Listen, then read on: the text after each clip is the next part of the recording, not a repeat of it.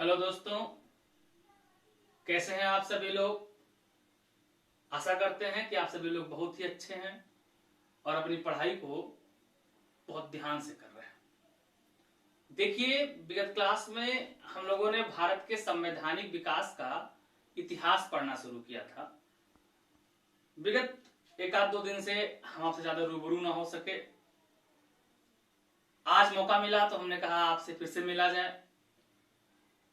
तो उसी सीक्वेंस को, उसी कड़ी को आगे बढ़ाते हुए अगर हम लोग देखें तो हम लोगों ने ये पढ़ लिया था कि जब 1942 में 1942 में क्रिप्स मिशन भारत आता है तो उसके द्वारा जो भी रिकमेंडेशन की जाती है, उनकी रिकमेंडेशन को ना तो मुस्लिम लीग ने एक्सेप्ट किया था और ना ही कांग्रेस ने एक्सेप्ट किया था। तो जब मुस्लिम लीग और कांग्रेस दोनों ने क्रिप्स मिशन के रिकमेंडेशन को एक्सेप्ट नहीं किया तो क्रिप्स मिशन फेल हो गया। फिर हमने आपको बताया था कि इसके बाद बेबल प्लान आया। तो आज जो हम लोगों को डिस्कस करना है, वास्तव में क्या डिस्कस करना है, तो आज हम लोगों को डिस्कस करना है बेबल प्लान 1945। तो जो बेबल प्लान है, बेबल योजना है, ये कब आया? तो बेबल प्लान आता है 1945 में। कब आया? 1945 में। देखिए, जब बेबल प्लान आता है तो बेबल प्लान यानी बेबल साहब ने अपने इस प्लान में, अपने इस योजना में बताया था, जो प्रोविजन है, जो प्रावधान किया इन्होंने अपने प्रावधान में पहली बात तो बेबल साहब ने बताया था कि जो गवर्नर जनरल हैं, या कह सकते हैं जो वायसराय, इनकी जो कार्यकारिणी परिषद होगी, जो इनकी एग्जीक्यूटिव होगी, इनकी कार्यकारिणी परिषद का फिर से पुनर्गठन किया जाएगा। यानी गवर्नर जनरल की कार्यकारिणी परिषद का फिर से पुनर्गठन किया जाएगा और इस कार्यकारिणी परिषद में गवर्नर जनरल और सेना प्रमुख, या कह सकते हैं सेनापति को छोड़ करके बाकी जितने भी पद होंगे, बाकी जितने भी पोस्ट होंगे, उस सारे पोस्ट पर किसको अपॉइंट किया जाएगा? भारतीयों को अपॉइंट किया जाएगा। यानी सीधा एग्जैक्ट मतलब ये हो गया, पहला प्रोविजन हो गया कि गवर्नर जनरल की कार्यकारिणी परिषद का एक्सटेंशन किया जाएगा, विस्तार किया जाएगा, फिर से उसको अरेंज किया जाएगा और इस कार्यकारिणी परिषद में गवर्नर जनरल और सेनापति को छोड़कर बाकी जितने भी पद होंगे उन पर किनको नियुक्त किया जाएगा? भारतीयों को अपॉइंट किया जाएगा। पहला प्रोविजन हो गया।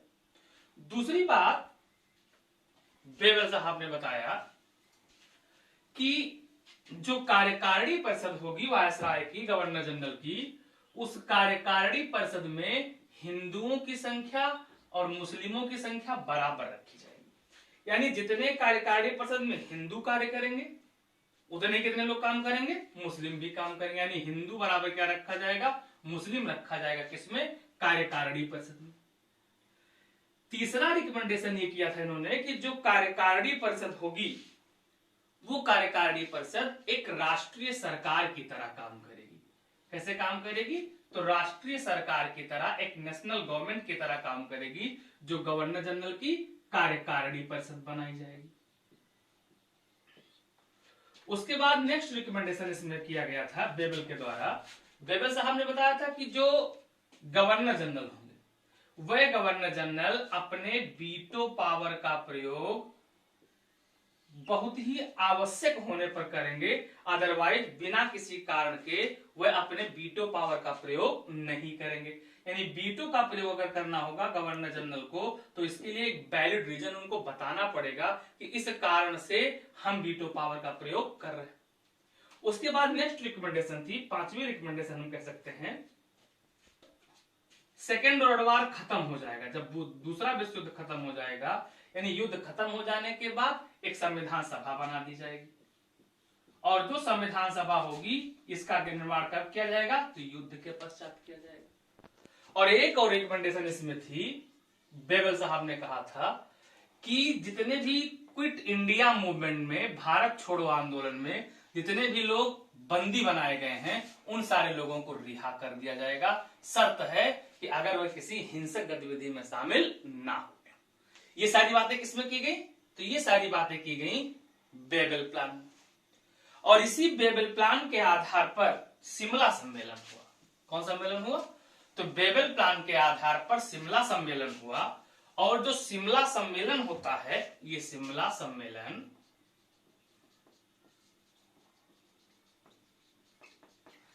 सम्मेलन बेसिक रूप से स्टार्ट होता है 25 जून से, और ये चलता है 14 जुलाई 1945 तक। तो जो शिमला सम्मेलन है कब से कब तक चला? 25 जून से 14 जुलाई 1945 तक चला। इसमें कांग्रेस की ओर से जिन लोगों ने पार्टिसिपेट किया, यानी कांग्रेस के लीडर, कांग्रेस की ओर से शामिल होने वाले, पार्टिसिपेट करने वाले थे अबुल कलाम आजाद। किसने पार्टिसिपेट किया था? तो कांग्रेस की ओर से पार्टिसिपेट करने वाले हैं अबुल कलाम आजाद। लेकिन इस शिमला सम्मेलन में भी कोई अंतिम निष्कर्ष ना निकल सका, और शिमला सम्मेलन भी क्या हो गया था? असफल हो गया था। इसमें एक बात याद रखिएगा, इस शिमला सम्मेलन में गांधी जी ने पार्टिसिपेट नहीं किया था, इसमें गांधी जी ने भाग नहीं लिया था। इधर शिमला सम्मेलन फेल हो गया, उधर ब्रिटेन में इलेक्शन हो गया, और ब्रिटेन में इलेक्शन हो जाने के बाद नई सरकार बनी। कौन सरकार बनी? Labour party. और जब लेबर पार्टी की सरकार बनती है तो लेबर पार्टी की ओर से प्रधानमंत्री बनते हैं ब्रिटेन के, ब्रिटिश पीएम बने क्लीमेंट एटली। अब जब क्लीमेंट एटली साहब प्रधानमंत्री बन गए, तो हम लोगों ने पिछली क्लास में भी डिस्कस किया था कि क्लीमेंट एटली ने भारत को आजाद करने का डिक्लेरेशन करने को सोच लिया कि हम भारत को क्या कर देंगे? आजाद कर देंगे।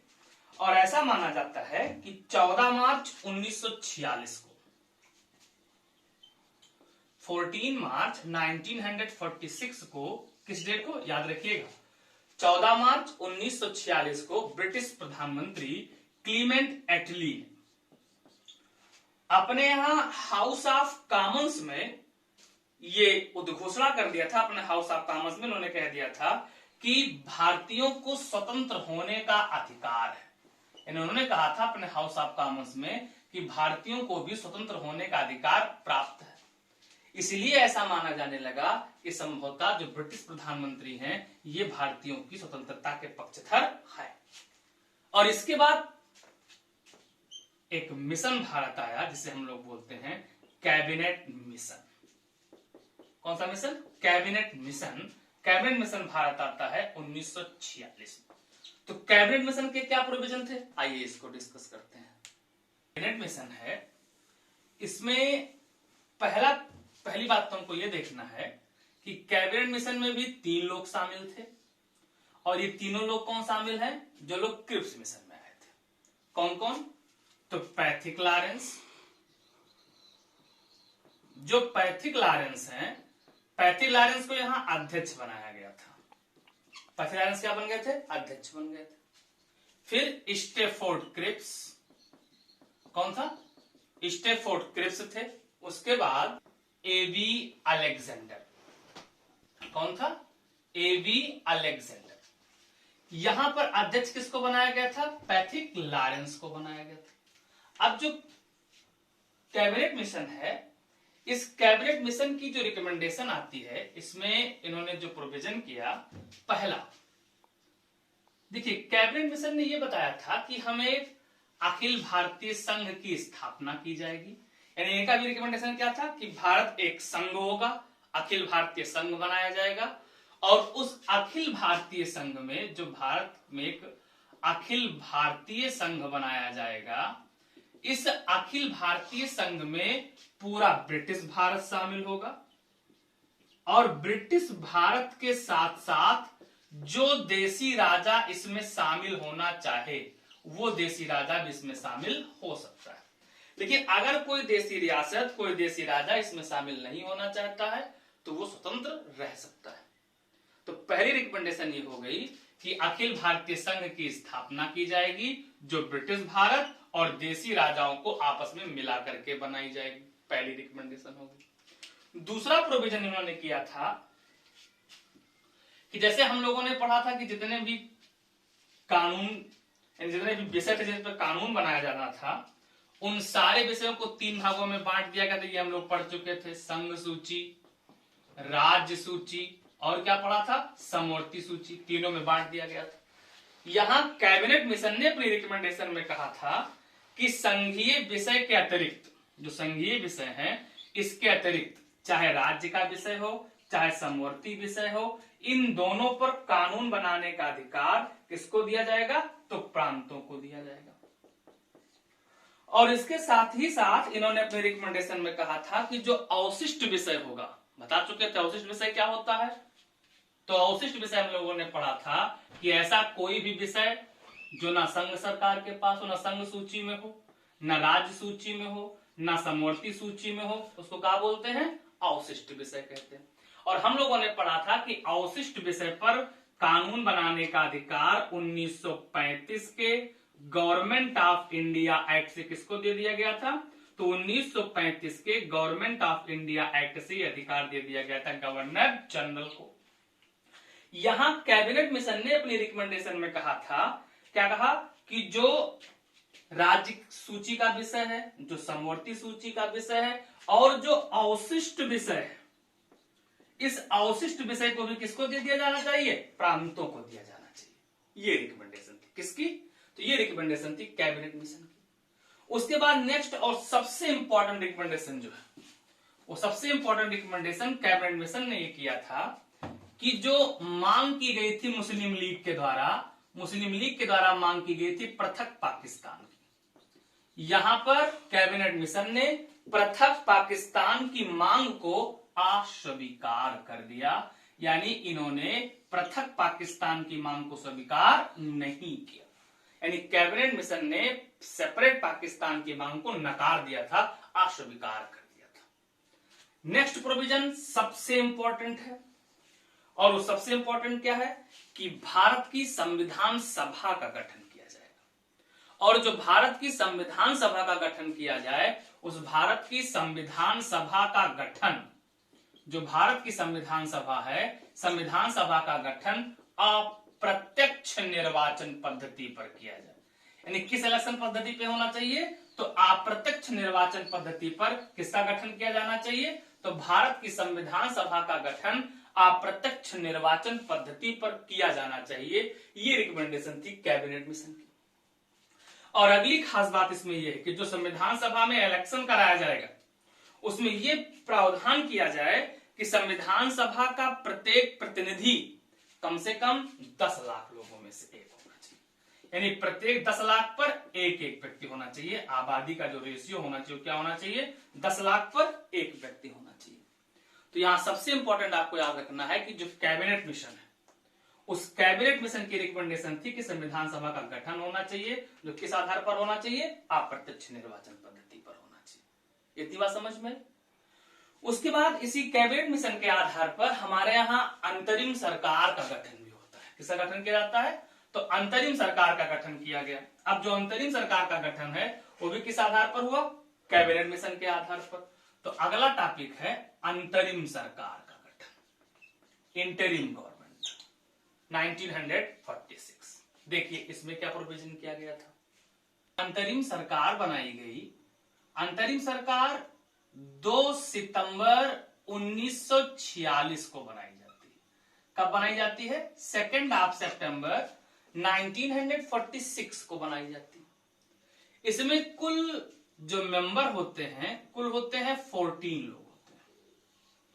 इसमें जो अध्यक्ष हैं अंतरिम सरकार के, तो अंतरिम सरकार की अध्यक्षता मिलती है बेबेल को। अध्यक्ष होते हैं बेबेल। उपाध्यक्ष की बात की जाए तो उपाध्यक्ष रहते हैं इसमें, किसमें? अंतरिम सरकार में उपाध्यक्ष होते हैं पंडित जवाहरलाल नेहरू। इसके अलावा बाकी सारे मंत्री होते हैं। कुछ खास मंत्रियों के बारे में चर्चा कर लिया जाए। देखो, इसके बाद अगर मंत्रालय देखें तो गृह मंत्रालय मिलता है। किसको मिलता है? तो ये मिलता है सरदार वल्लभ भाई पटेल को। इसके बाद अगर देखा जाए तो जो उद्योग मंत्री थे, उद्योग मंत्रालय मिलता है जॉन मथाई को। इसके बाद अगर हम लोग देखें तो जो रक्षा मंत्रालय है, रक्षा मंत्रालय मिलता है बलदेव सिंह को। किसको मिला था? बलदेव सिंह को मिला। इसके बाद अगर देखा जाए तो जो शिक्षा मंत्रालय है, शिक्षा मंत्री, शिक्षा मंत्रालय मिलता है, शिक्षा मंत्री बनाए जाते हैं इनका नाम होता है चक्रवर्ती राजगोपालाचारी। तो चक्रवर्ती राजगोपालाचारी को शिक्षा मंत्रालय मिलता है। उसके बाद कार्य खनन, कौन कौन सा? कार्य खनन एवं बंदरगाह मंत्रालय। तो कार्य खनन और जो बंदरगाह मंत्रालय है ये मिलता है CH भाभा को। उसके बाद अगला मंत्रालय अगर देखें खाद्य एवं कृषि, तो खाद्य एवं कृषि मंत्रालय मिलता है डॉक्टर राजेंद्र प्रसाद को। किसको मिलता है? तो खाद्य एवं कृषि मंत्रालय मिलता है डॉक्टर राजेंद्र प्रसाद को।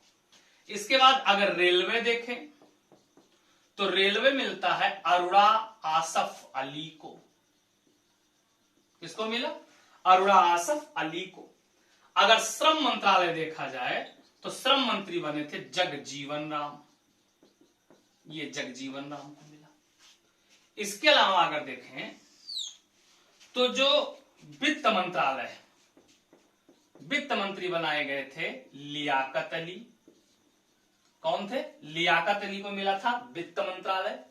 उसके बाद अगर देखें वाणिज्य, कॉमर्स मिनिस्ट्री जो थी, वाणिज्य मंत्रालय मिला था आई चुंदरीगर को।